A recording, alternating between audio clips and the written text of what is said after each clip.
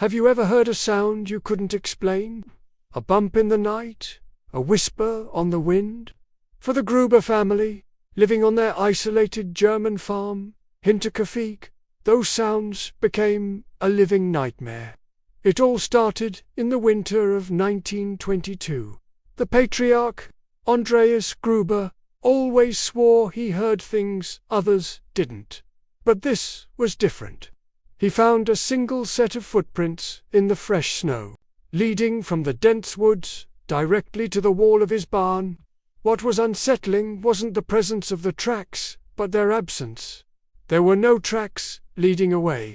It was as if whatever made them had simply vanished into the wooden planks, Andreas told his family, but they dismissed it. That is, until the noises began. Heavy, deliberate footsteps in the attic. A slow, rhythmic dragging sound, night after night. His wife, Cecilia, began locking their bedroom door. Their daughter, Victoria, heard breathing just outside her window. Even the farm animals were spooked, refusing to go near one corner of the barn, bellowing in terror if forced. Armed with a rifle and a lantern, Andreas searched the attic from top to bottom. He found nothing. No person, no animal. Just the cold, stale air and the faint, unfamiliar smell of sweat. The next morning it was there again, a fresh set of footprints leading from the forest to the barn. And still, no tracks leading away. Something was on their property, and it wasn't leaving.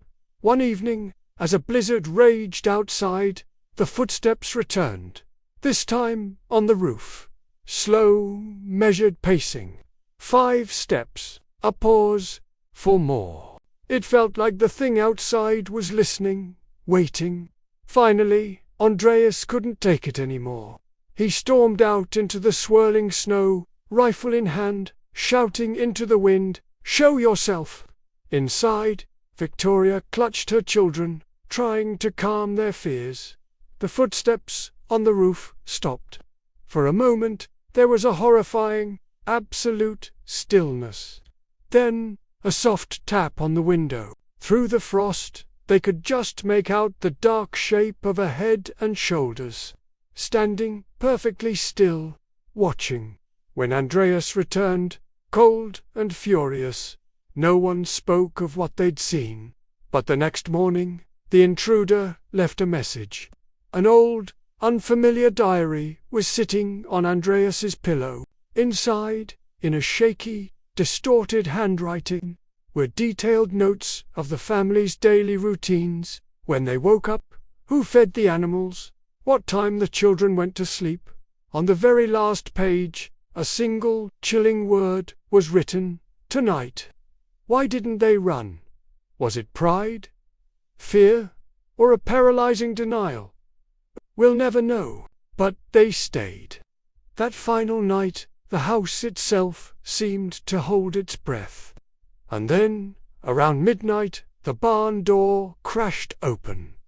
The sound echoed across the yard. Andreas grabbed his rifle and went to investigate, with Victoria pleading for him to stay. A muffled scream cut through the winter air. Then, silence. Inside the house, one by one, the lanterns went out. They heard the attic boards creaked. Someone was descending the ladder, slowly, savoring each step. The youngest child whimpered, "Mama, he's coming!" And then the door opened. Days later, the mailman found the farm unnervingly quiet. The bodies were discovered in the barn, stacked like firewood. The children were found in their beds, tucked in gently. Chillingly, evidence suggested that whoever did this had stayed on the farm for days afterward, feeding the animals, stoking the fire, living in the house with their victims.